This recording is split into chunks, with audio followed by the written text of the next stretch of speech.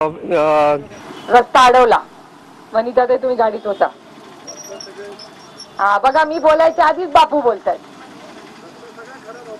3 महिन्यापूर्वी रस्ता केलाय। किती? 3 महिन्या। कुठला कॉन्ट्रॅक्टर नाही बाई, मी कॉन्ट्रॅक्टरला ओळखतच नाही। गाव कुठली 3 गाव?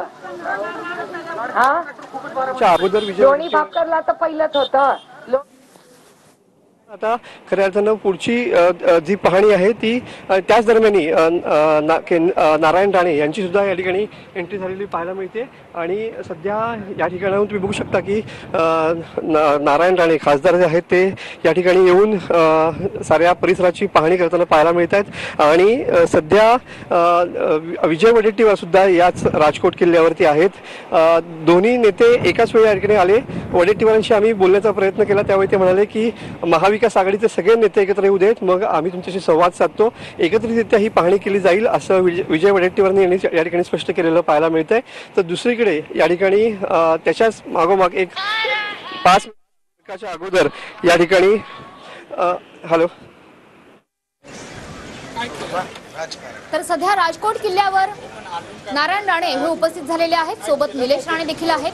जेव्हा नारायण राणे राजकोट किल्ल्यावर दाखल झाले त्यावेळेस विजय वडेट्टीवार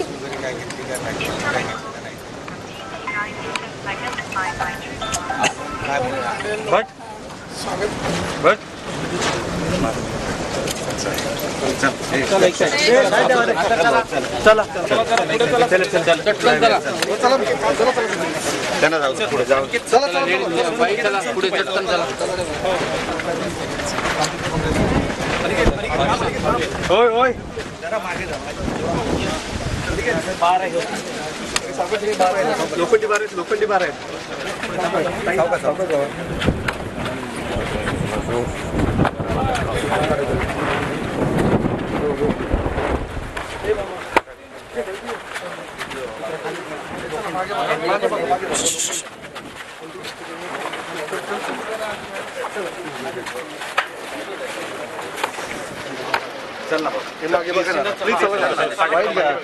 वडेट्टीवारांनी दिलेली आहे।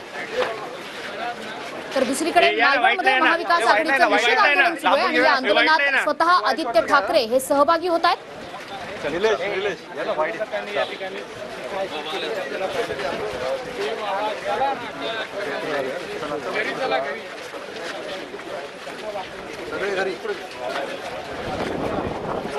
पुतळा कोसळल्यानंतर आता राजकोट किल्ल्यावर पाहणीसाठी अनेक नेते दाखल होत आहेत। आज बरेचसे नेते हे राजकोट किल्ल्याला भेट देत आहेत।